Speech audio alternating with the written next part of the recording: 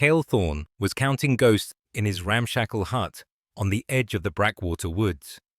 He knew the rules the town lived by, the rules that kept the precarious peace. Rule 1. Pay your dues to Lord Peton, even if it meant starving. Rule 2. Keep your head down and your mouth shut. For the walls had ears and the gossips had tongues of fire.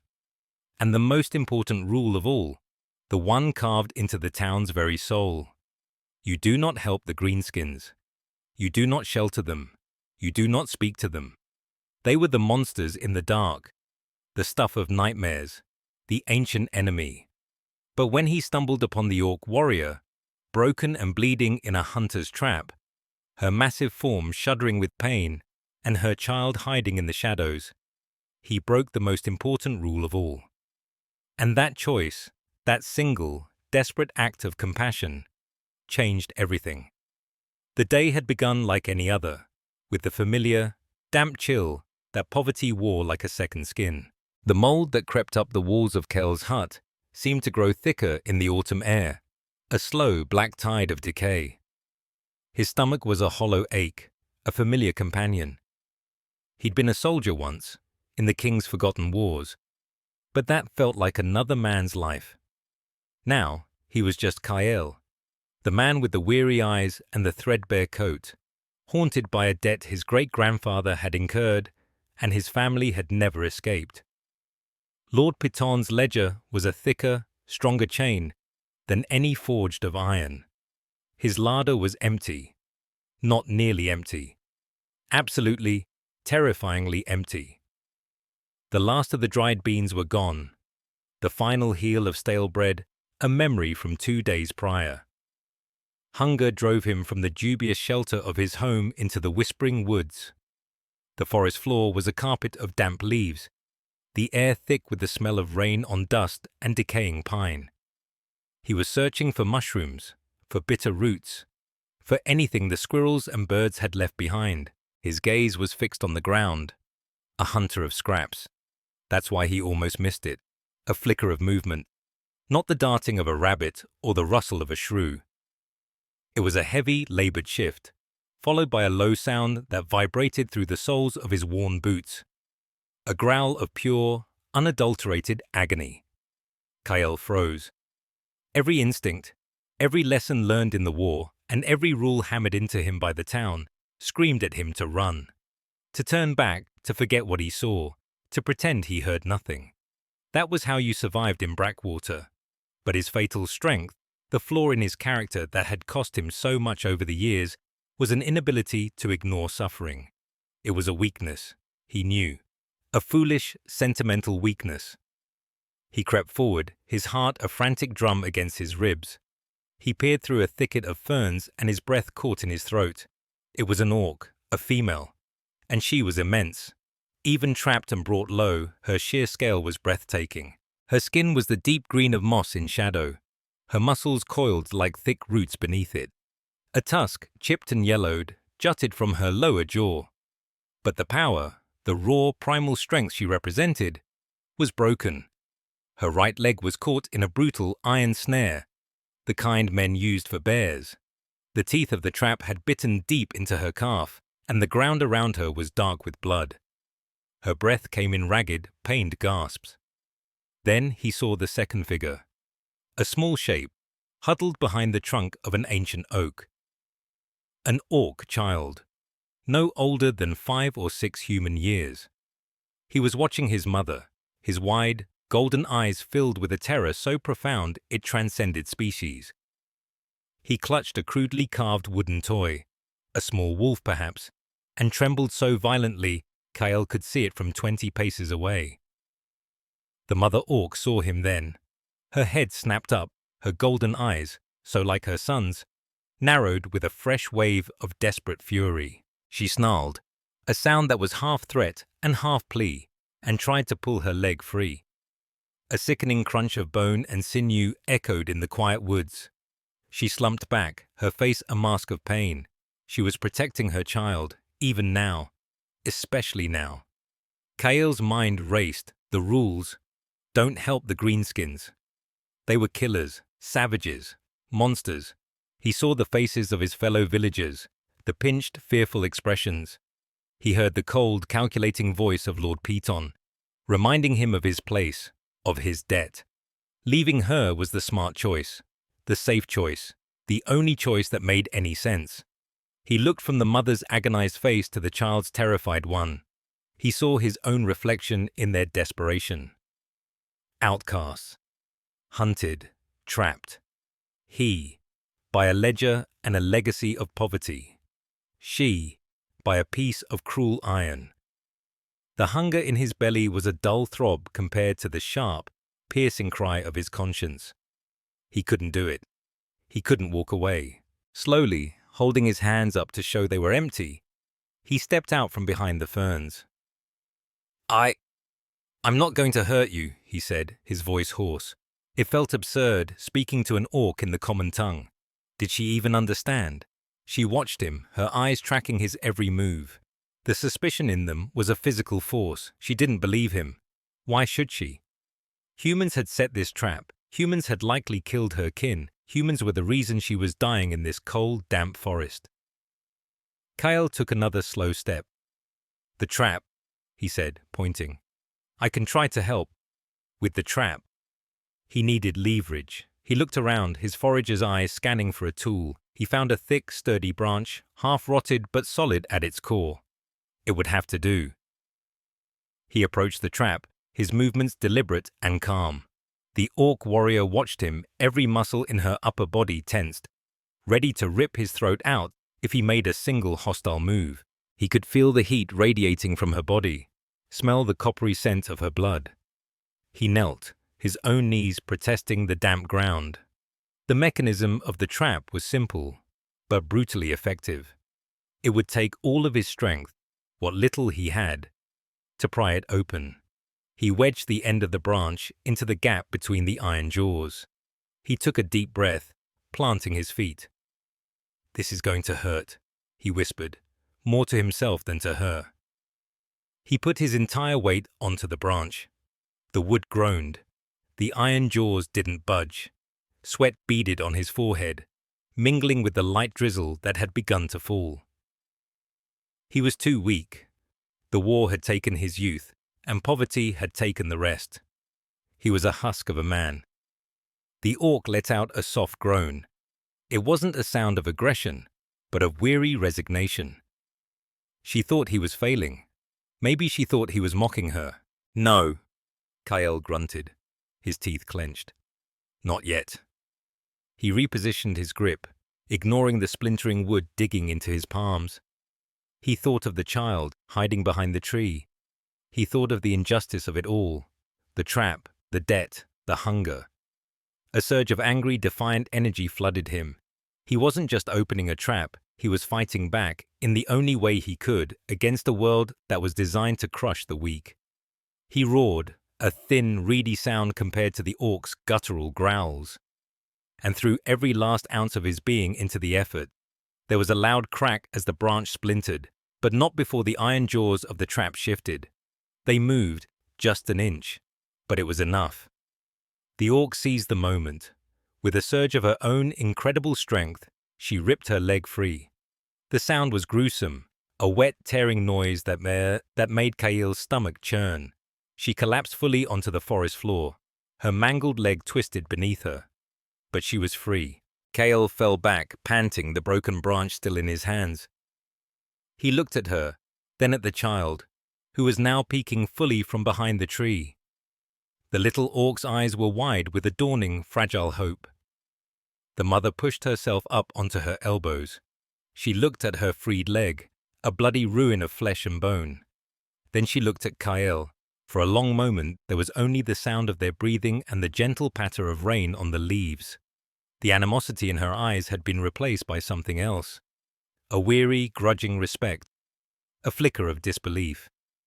You can't stay here, Kael said, his voice regaining some of its strength.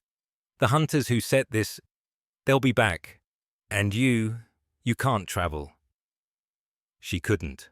Her leg was shattered. She would die of infection or starvation right here, and her son would watch. The next words out of his mouth felt like leaping from a cliff. My home. It's not far. It's not much. But it's dry and safe. For now, he was offering shelter. To an orc, he was breaking the oldest rule. He was inviting the monster into his house. The absurdity, the sheer madness of it, washed over him. Lord Peton would have him flogged. The villagers would burn his hut to the ground with him inside it. He didn't care. He stood and offered her a hand. A small human hand offered to a giant of another species. She stared at it for a long time, as if it were a strange and alien object. Then, slowly, she reached out her own massive, green-skinned hand and let him help her to her feet. Her grip was surprisingly gentle. The journey back to his hut was an agonizing ordeal. She leaned on him, a staggering weight that made his bones ache. She tried to bear most of her own weight, hopping on her good leg, but every movement sent waves of pain through her. The small boy, Grak he would later learn was his name, trotted silently beside them, his eyes fixed on Kael with a mixture of fear and awe. They looked like a broken, impossible family, stumbling through the woods. A weak human, a wounded orc, and a terrified child. United by a moment of shared desperation. When they finally reached the pathetic clearing where his hut stood, leaning as if tired of its own existence, Kael felt a pang of shame.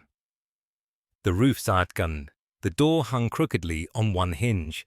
The dampness seemed to emanate from its very foundations. This was what he had to offer. He pushed the door open and helped her inside. The single room was dark and smelled of wood smoke and mildew. A pitiful fire smoldered in the hearth. He guided her to the straw pallet in the corner, his own bed. It was the only soft place in the entire house. She sank down onto it with a shuddering sigh of relief, her face pale beneath its green hue. The boy, Grak, stood in the doorway, hesitating. He looked at the strange, cramped space, then at his mother, then at Kael. "It's all right," Kael said softly. "Come in. You're safe here." The boy took a tentative step inside, then another, before scurrying to his mother's side, never taking his eyes off Kael. Kael knew he had to tend to her wound. He had some clean rags, save for special occasions that never came, and a small pot of moss salve he'd made for his own aches and pains. It wasn't much. He boiled water over the fire, his hands shaking slightly. He was in a dream, a waking nightmare, or maybe something else entirely. He knelt beside her. "This will sting," he said, dipping a rag into the hot water. She just nodded, her jaw tight. She braced herself as he began to clean the wound. It was worse than he'd thought. The trap's teeth had torn muscle and grated against the bone. He worked in silence, his touch as gentle as he could manage. She never cried out, not once. She just watched him, her golden eyes unblinking in the dim, flickering light of the fire. When he was done, he had wrapped the leg in all the clean rags he owned. It was a clumsy, amateurish job, but it was better than nothing. He felt a profound exhaustion settle over him, heavier than the orc's weight had been. Now came the hardest part: food. He had nothing, but they had less than nothing. He looked at the small, scared face of the boy, whose stomach rumbled loud enough to be heard across the small room. He remembered. Tucked away in the rafters, saved for a day of absolute, final desperation, was a small, shriveled potato and a single onion. His emergency reserve. This, he supposed, was that day. He sliced them thinly and dropped them into the pot of water he'd used for the rags, adding a pinch of salt, his most valuable spice. He let it simmer until the hut was filled with the thin but delicious smell of onion soup. It wasn't a meal. It was barely an appetizer, but it was all he had. He poured the watery broth into his only 2 bowls. He gave the one with the most potato slices to the boy. He gave the other to the mother. He kept none for himself. The boy, Grak, looked at the bowl, then at his mother. She gave him a slight nod. He picked it up in both hands and drank it down, his eyes closing in bliss.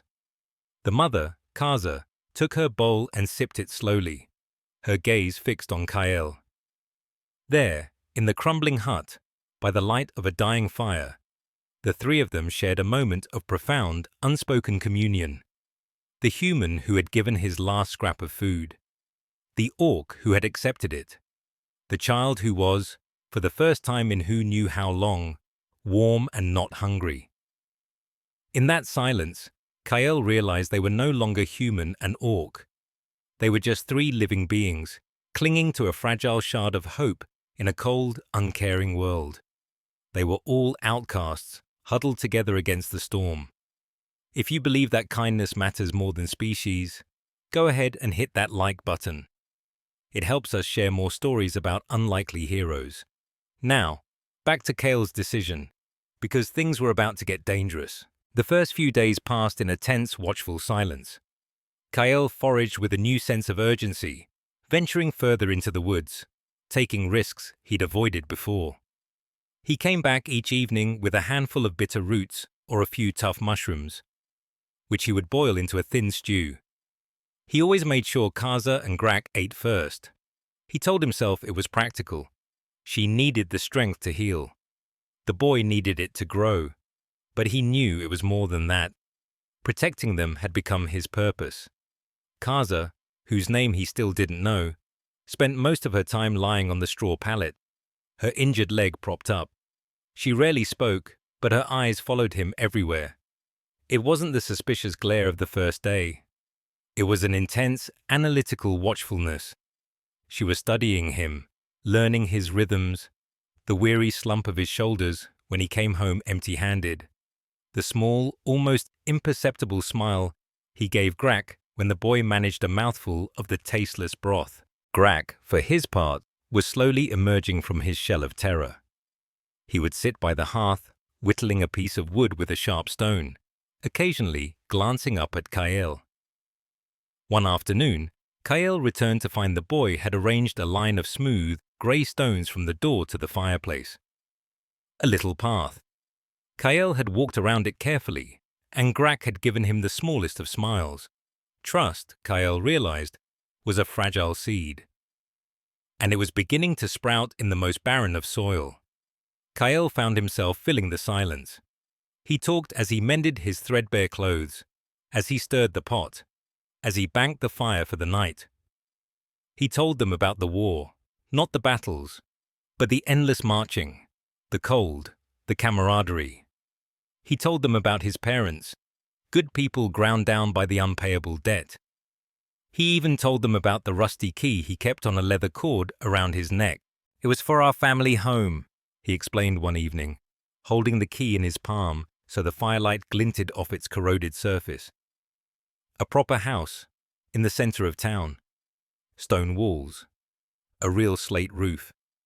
My great-grandfather lost it to the First Lord Piton. This key, it's just a reminder, I suppose. A reminder of what was lost.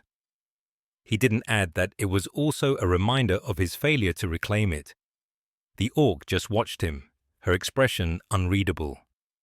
A week after her arrival, Kael came home, soaked from a sudden downpour, to a startling sight. The constant drip, drip, drip from the center of the roof, a sound so familiar it was almost comforting, was gone. He looked up. The largest hole in the thatch had been plugged. Wedged into the sagging roof beam was a massive splintered piece of timber he recognized from the collapsed barn on the edge of Piton's lands. Kaza was sitting up on her pallet, her face slick with sweat from the effort. Her bandaged leg was stretched out before her, but she had clearly dragged herself outside, found the beam, and somehow, with her brute strength, forced it into place. "You shouldn't have," Kael said, his voice thick with a strange emotion. "Your leg." She just grunted, a low rumble in her chest. "It leaks," she said, her first words to him. Her voice was deeper than he'd imagined, like stones grinding together. It wasn't just a statement, it was an explanation, a reason. "You gave me shelter, so I will make that shelter better." It was an act of honor. From that day on, Their fragile coexistence began to shift into a partnership. Though she couldn't walk far, Kaza's knowledge of the wild was encyclopedic. When Kel brought back roots, she would show him which ones to boil twice to remove their poison, which leaves could be crushed into a pain-relieving paste for her leg. She pointed out a type of fungus growing on the damp walls of the hut itself. A stringy, unappetizing-looking thing he'd always ignored. Good food, she'd grunted. Sautéed over the fire, it had a rich, earthy taste that was more satisfying than anything he'd eaten in months. She was teaching him how to survive in his own home. He, the human, was the novice. She, the orc, was the expert. The irony was not lost on him, but their secret could not last. Brackwater was too small, its people too watchful. The wall of prejudice that surrounded the town was high and thick. Kael's increased activity, his longer trips into the woods, his purchases of slightly more salt than usual from the town's meager market, paid for with the few coins he earned doing odd jobs, had not gone unnoticed. The first crack in their sanctuary came in the form of Elara, a woman whose curiosity was matched only by the sharpness of her tongue. She lived down the path, and one evening, she decided to act on her suspicions. She crept up to Kael's hut, peering through the grimiest part of his only window. The fire was bright that night, and it cast long shadows. One of those shadows was huge, broad-shouldered, and distinctly non-human. Elara didn't scream. She was smarter than that. She scurried back to the village, her heart pounding with the delicious thrill of scandal. The news spread not like fire, but like a plague. A whisper in the bakery, a hushed conversation in the tavern. Kael Thorne, that quiet, pitiable man, was harboring a monster, a greenskin. The change was immediate and brutal. The next day, when Kael went into town to try and sell a bundle of firewood, people who had known him his whole life turned away. The blacksmith, a burly man named Fendril, who had sometimes shared a mug of ale with Kael's father, stared straight through him. The baker's wife, who would occasionally slip him a burnt loaf, now clutched her children close and hurried inside as he approached. He was no longer just poor Kael Thorne. He was Kael, the orc lover, an outcast among outcasts, a traitor. The isolation was a cold, heavy blanket. But the true danger had a name, and it was Lord Piton. Piton's arrival was heralded by the sound of heavy, booted feet and the jingle of polished steel. He did not come alone. He was flanked by 2 guards, brutish men whose cruelty was their primary qualification for the job. Piton himself was a stark contrast to his surroundings. He was impeccably dressed in a fine velvet doublet, his silver hair perfectly coiffed. He carried a leather-bound ledger like a holy text, and smelled faintly of lavender and contempt. He stopped a few feet from Kael's door, his nose wrinkled in disgust at the sight of the hut.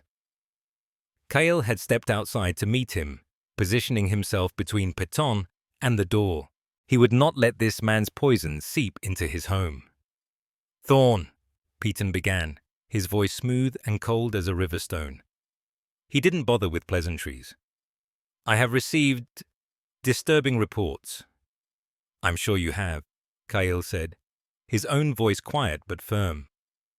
Piton's eyes, the color of faded coin, flickered with annoyance. He preferred his debtors to be cowed and trembling. "There is a rumor that you are consorting with vermin, that you have brought one of the greenskins into the boundaries of this town, in direct violation of civic law and common decency." "I brought a wounded person into my home," Kael corrected him. "She was hurt." "She?" Piton gave a delicate, mocking laugh. "You speak of it as if it were a person. How quaint. But your sentimental dalliances are of little concern to me. What is of concern to me is your account." He opened the ledger. The pages were filled with his elegant, spidery script, a meticulous record of suffering. "Your family's debt, Kael. It is a thing of ancient and profound beauty, is it not?" Generations of thorn inadequacy, all recorded here. He ran a manicured finger down a long column of figures. You are, as ever, grievously behind. The interest compounds daily. A truly fascinating process. I pay what I can, Kael said, his fists clenching at his sides. What you can is insufficient, Paton snapped, his velvet voice turning to steel. This situation with the beast gives me cause for concern. It suggests instability, a poor investment. It disrupts the peace, and disruptions cost money. He closed the ledger with a sharp clap that echoed in the clearing. Therefore, I am invoking the delinquency clause. I require a payment of 100 silver crowns, a significant portion of your outstanding balance. You will have it for me in 1 week's time. Or you will be evicted. Your hovel here will be torn down for firewood, and you will be thrown out of Brackwater for vagrancy and endangering the populace. Am I clear? 100 silver crowns. It might as well have been 1,000,000. It was an impossible sum, a death sentence delivered with a polite smile. Paton knew it. That was the point. He wasn't collecting a debt. He was foreclosing on a life. The orc was just the excuse he'd been waiting for. A week, Kael repeated, his mind numb. To the day, Paton confirmed. He gave a thin, cruel smile. I do so love a deadline. It focuses the mind. He turned, his guards falling into step behind him, and walked away without a backward glance. Kael stood there for a long time, the silence rushing back in, heavier than before. The dampness of poverty felt like it was finally seeping into his bones, chilling him to the marrow. He had been given a week to watch his world end. He finally went back inside. Kazar was watching him, her golden eyes filled with an emotion he couldn't quite decipher. Grak was hiding behind her, sensing the new and terrible tension in the air. Kael slumped down onto a stool by the fire, the weight of Paton's ultimatum crushing him. He had tried to do one good thing, one right thing, and it had brought ruin to his door. He felt a massive, calloused hand on his shoulder. He looked up. Kaza was kneeling beside him, a difficult and painful act with her injured leg. She looked from his face to the door, then back again. Debt, she said. It wasn't a question. It was a statement. She had understood the confrontation perfectly. Kael nodded, unable to speak. He ran a hand over his face, the weariness so profound it was a physical pain. An impossible debt. He finally managed to whisper. He's using you as an excuse to finish it. He expected her to be angry. He expected her to see him as a fool who had endangered them all. He had offered a safe harbor that was about to be sunk. Instead, she simply held his gaze. You did not throw me out, she said, her voice a low rumble. To the man in velvet, you stood, for me. He would have killed you, Kael said simply. Yes. She paused, the silence stretching. My name, she said, her voice softer now, is Kaza. My son is Grak. It was a gift, a profound offering of trust in their darkest moment. She was giving him her name, her identity. She was making herself known to him. I am Kael, he replied, a lump forming in his throat. Kael, she repeated, testing the sound of it. I was a blood-sworn of the Iron Tusk clan. We lived by a code, honor, strength, family. But the clan was taken by a new warlord, Thrathrak Skull Render. She spat the name as if it were poison. He has no honor. He values only power, gold, slaughter for sport. He broke the code. He made war on the weak, on other clans for no reason but greed. I would not follow him. I would not let my son be raised in his shadow. So I ran. He hunts me. He calls me deserter, traitor. Kael listened, and in her story, he heard the echo of his own. A corrupt leader. An unbreakable code of honor. The status of an outcast. Thrathrak Skullrender and Lord Piton were two sides of the same debased coin. They ruled through fear and crushed anyone who stood against them. "You're not a traitor," Kyle said, his voice ringing with a conviction that surprised him. "You're honorable." A flicker of something, surprise, gratitude, passed through Kaza's eyes. In that moment, the final wall between them crumbled. They were no longer a human and an orc. They were Kyle and Kaza. And Grak, who had crept forward, now reached out a small green hand and placed it on Kale's knee. They were not bound by blood or by law.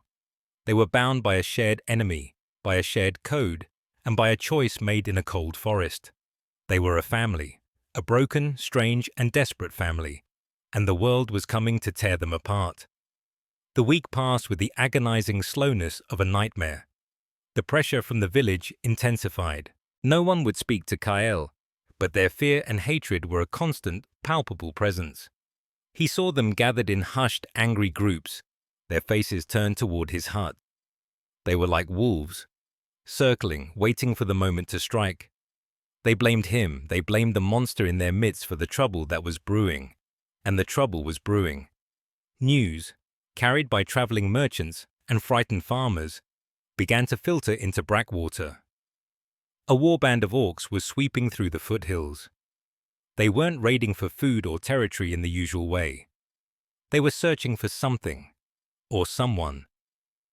They were led by a chieftain of terrifying reputation, Thrathrak Skullrender.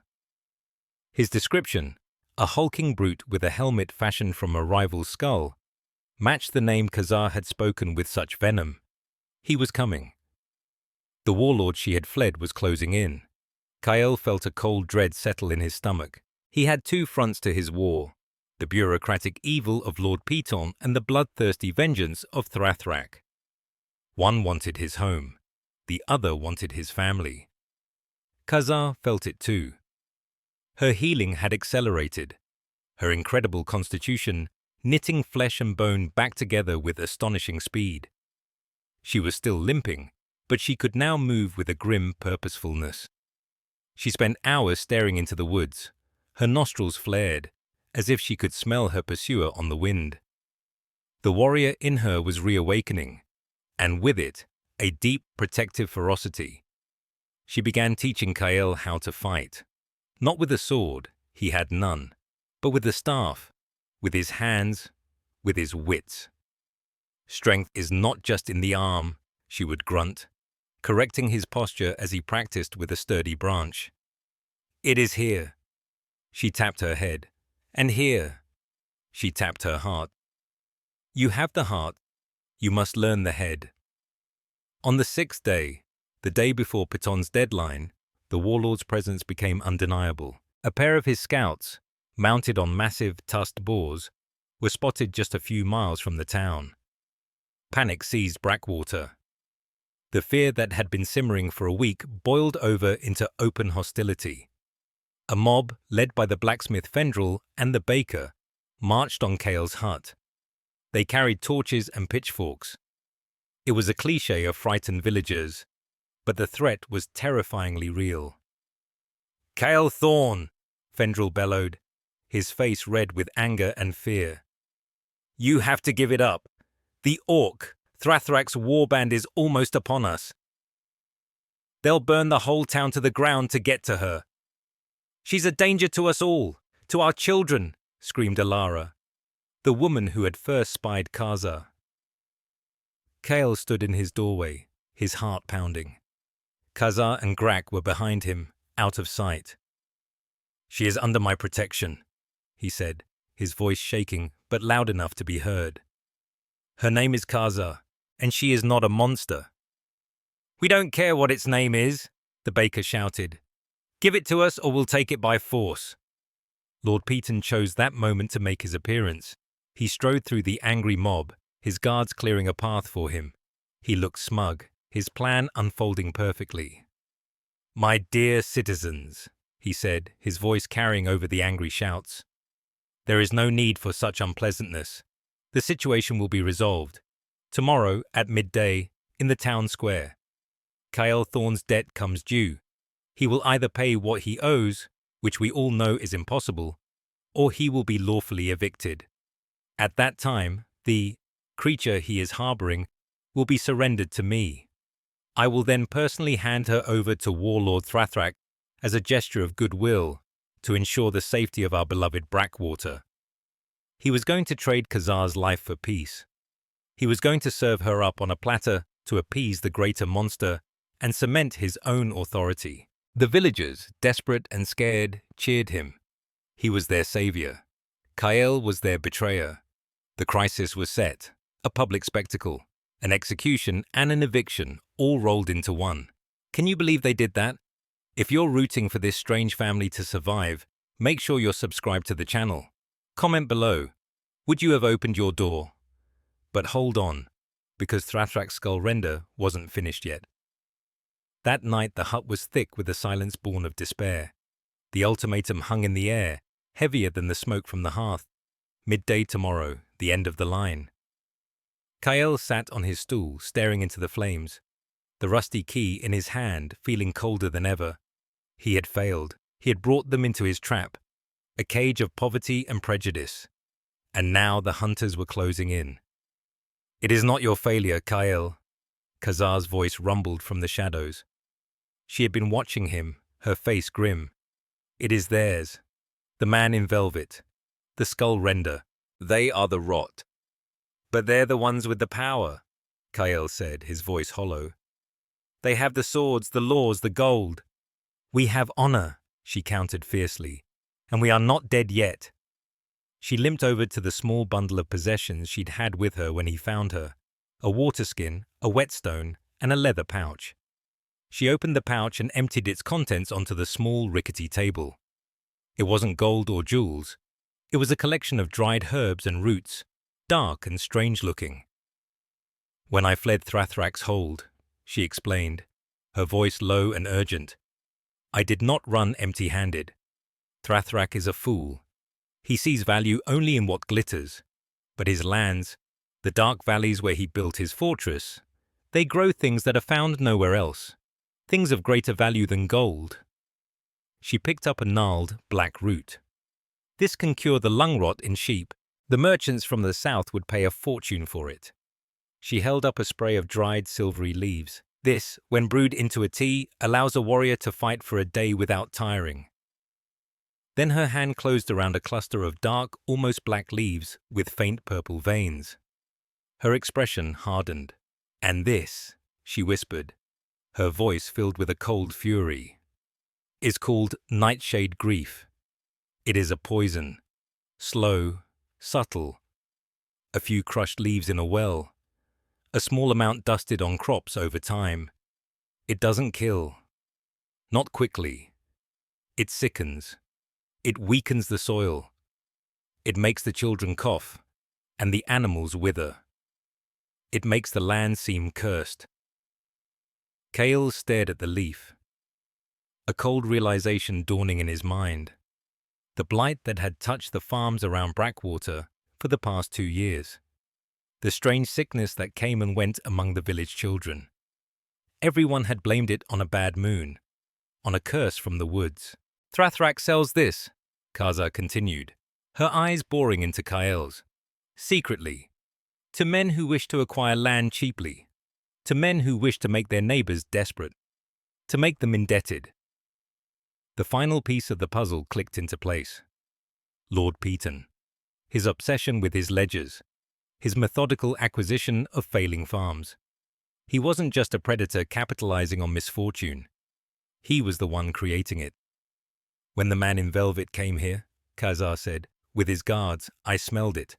On the pouch of the one who stood to the right, faint, but unmistakable. She held up the black leaf. The smell of this. He is the one poisoning your town, Kyle. To own it. Hope. It was a dangerous, terrifying thing. But it flared in Kale's chest, hot and bright. It wasn't a plan for escape. It was a plan for a fight, a weapon. Not a sword, but the truth. The next day, the sun rose on a town holding its breath. At midday, the square was packed. It felt like the entire population of Brackwater had turned out for the spectacle. They were a sea of grim, anxious faces. Lord Peton stood on the steps of the town hall, flanked by his 2 guards, looking regal and triumphant. He had a small table set up beside him, his ledger placed upon it like a crown. Kyle walked into the square alone. He had left Kaza and Grak hidden in the hut, promising he would come back for them. It was a lie, and they both knew it. He was walking to his doom, but he would not let them see him fall. He wore his threadbare coat and clutched the useless rusty key in his pocket. It was the only armor he had. He stopped in the center of the square, facing Piton. The crowd murmured, their hostility a physical wave. "Cale Thorn," Piton announced, his voice booming with false solemnity. "The hour is upon us. Have you brought the 100 silver crowns you owe?" "You know I have not," Cale said, his voice clear and steady. The fear was still there, a cold knot in his stomach. But Kaza's words had given him a strange, unshakable calm. "A pity," Piton said with a theatrical sigh. "Then by the laws of this town you are hereby evicted from your property and declared a vagrant. As for the matter of the beast you have been illegally harboring—" As if on cue, a new sound cut through the tension, the thunder of heavy hoofbeats, the clank of iron. From the north road, Thrathrak Skullrender and a dozen of his most brutal-looking warriors entered the square. They were even more terrifying in person. Thrathrak himself was a mountain of muscle and scarred green skin. He wore a jagged helmet made from a massive horned skull, and his eyes burned with a cruel, impatient fire. His warriors fanned out, their presence sucking the air from the square. The villagers shrank back, their bravado evaporating in the face of true savagery. "Peton!" Thrathrak's voice was a gravelly roar. "You have something for me? I grow tired of this human stink." "Warlord Thrathrak," Piton said, giving a slight bow. "Welcome. We have the situation in hand. The deserter will be brought to you momentarily." He gestured to his guards. "Go to the hut. Bring me the creature." "No." The word, spoken by Kyle, was not loud, but it cut through the square with the sharpness of glass. Everyone turned to stare at him. The fool, the weakling, standing against both Piton and Thrathrak. Thrathrak let out a harsh, barking laugh. "What is this, Piton? A jester? Kill him and get me the female." "She is not a thing to be given," Kyle said, taking a step forward. He was addressing the crowd now, the people of Brackwater, his people. "Her name is Kaza, she is a mother, and she is more honorable than any man standing on those steps." Piton's face flushed with fury. "Silence, you insolent debtor! Seize him!" But before Piton's guards could move, a new figure emerged from the alleyway beside the bakery. It was Kaza. She was not hiding, she was not cowering, she moved with a pronounced limp, but her head was held high. In one hand she held Grak's small hand, in the other she held a single dark leaf with purple veins. A gasp went through the crowd. The monster was here. Thrathrak's eyes lit up with vicious glee. "There you are, traitor! Your running is done!" But Kaza ignored him. Her gaze was fixed on the villagers, on Fendril, on Elara, on the baker's wife. "People of Brackwater," she said, her voice a powerful, carrying rumble. "You fear me. You call me monster. You are right to be afraid, but you fear the wrong monster." She held up the leaf. "Do you know this plant? It is called nightshade grief. It withers crops. It sickens livestock. It puts a cough in the lungs of your children." A murmur of recognition and fear rippled through the crowd. They knew the symptoms. They had lived them. "You think your lands are cursed," Kaza continued, her voice rising. "They are not cursed. They are poisoned, deliberately, by the man who then offers to buy your failing farms for a pittance, by the man who holds your debts like a leash around your necks." She pointed a long green finger directly at Lord Piton. "He is your monster!" Piton went pale. Lies! The ravings of a savage beast. Don't listen to her. I smelled it on your guard, Khazar roared, taking a step forward. The day you came to threaten Kael, and I found this near his hut after you left. She tossed a small, finely made leather pouch onto the ground. It was not a common pouch. It was of a style favored by Piton's men. It is stained with the juice of the leaf. Check his stores. Check the shipments he receives in the dead of night. The truth is there. Chaos erupted. The villagers, already on a knife's edge of fear and anger, now had a new target for their rage. The idea that they had been systematically poisoned by the man pretending to be their civic leader was a spark in a powder keg. Fendrel, the blacksmith, stared at Piton, his face a mask of dawning horror and fury. He remembered Piton buying his brother's farm for almost nothing after a mysterious blight. "Is it true, Piton?" Fendrel roared. Piton, seeing his authority crumbling, panicked. "It's a trick! Kill the orc! I command you!" Thrathrak had watched all of this with growing impatience. He didn't care about human politics. His business deal with Piton was exposed, and his prey was standing right in front of him. "Enough talk!" he snarled, and drew a massive, jagged axe from his back. "She is mine!" He charged, not at Kaza, but at Kael, the insignificant human standing in his way. He would cleave him in two and take the female. But Kael did not run. He stood his ground, holding the broken branch Khazar had taught him to use as a staff. He was going to die. He knew it, but he would die protecting his family. Thrathrak swung his axe in a deadly arc. Kael, using the technique Khazar had drilled into him, didn't try to block it. He used the staff to deflect the blow, turning the warlord's own momentum against him. The axe head slammed into the cobblestones with a shower of sparks, jarring Thrathrak's arm. The warlord stared in disbelief. This pathetic human had just parried his blow. It was only a moment's reprieve, but it was enough. "With him!" a voice roared. It was Fendrel. The blacksmith, his face a thundercloud of rage at Piton's betrayal, hefted the heavy smithing hammer he still carried. He charged forward and stood shoulder to shoulder with Kael. Then another figure joined them. The baker, armed with a heavy bread peel, then two farmers with pitchforks. Elara, the gossip, began screaming at Piton, her voice a weapon in itself. One by one, the people of Brackwater, who moments before had been ready to hand Khazar over, formed a ragged, determined line between Thrathrak's warband and the little family of outcasts. They were no longer afraid of the orcs. They were furious at the man who had poisoned them. Thrathrak looked at the wall of angry, tool-wielding humans. He looked at his warriors, who were hesitating, unsure. He was a bully, a predator who thrived on division and fear. He was not prepared to fight an entire town united in righteous anger. It wasn't worth the effort. There were easier prizes. With a final venomous curse at Kael and Kaza, he spat on the ground, turned and led his warband away. They retreated not from a great army, but from a blacksmith, a baker, and a weak man with a stick who had refused to back down. In the stunned silence that followed their departure, all eyes turned to Lord Piton. He was trapped, his escape cut off by his own citizens. His face was a mask of terror. His reign was over. The debt was broken. The aftermath was swift. Lord Piton was seized by the townspeople, his fine velvet doublet torn in the process. He was locked in the town's own jail to await the king's justice. His ledger, the source of so much misery, was brought into the square.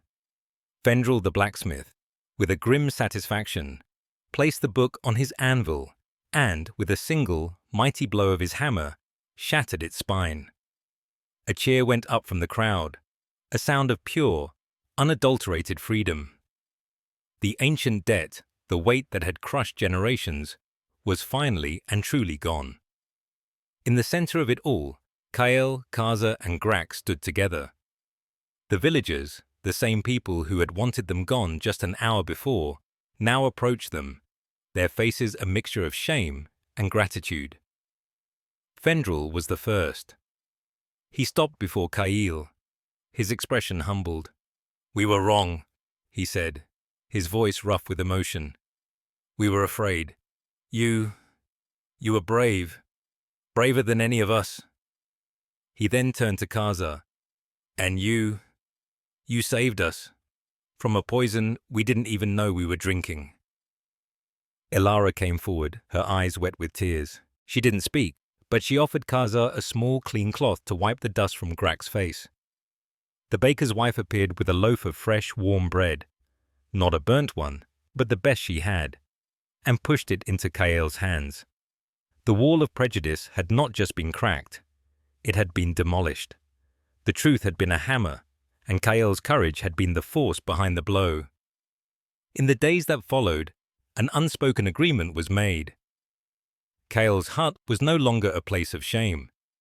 It became a hub of activity. Fendril and other men from the village came with lumber and tools.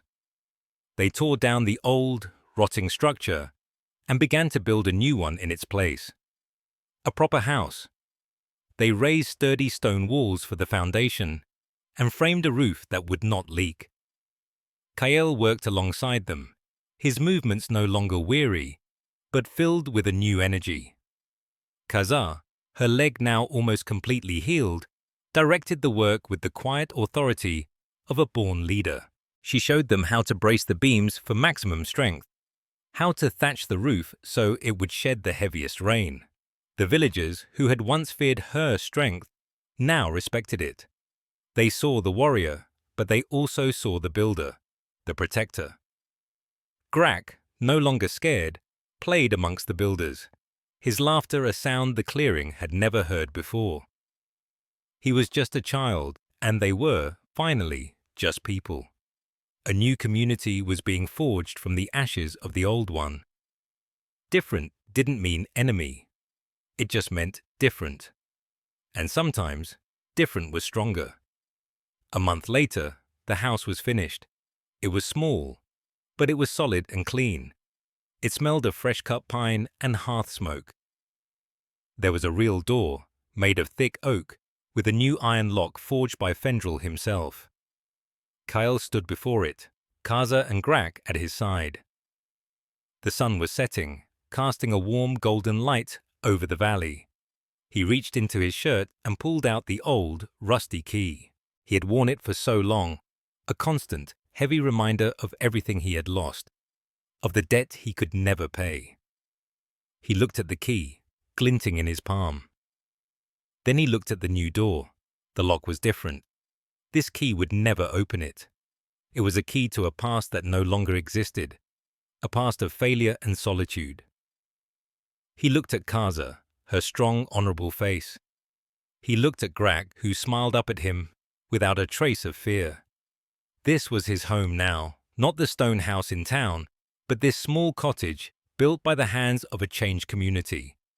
Not the memory of a lost family, but the reality of the family he had chosen, and been chosen by. A slow smile spread across Kael's face. He didn't need this key anymore. He didn't need a reminder of what was taken when he had gained so much more. With a flick of his wrist, he tossed the rusty key high into the air. It spun, catching the last rays of the sun, before disappearing into the deep woods. A small, worthless object finally returned to the earth. He felt a weight lift from his soul. He put his arms around Kaza and Grak. "Let's go inside," he said. Together, the three of them opened the new door and stepped into the warmth and light of their home. And that is how a poor human and a proud orc warrior proved that family is a choice, not blood. If this story touched your heart, please smash that like button. Subscribe and turn on notifications for more stories about compassion, overcoming fear. Share this with someone who needs a reminder that even a rusty key can open a future. Thanks for watching.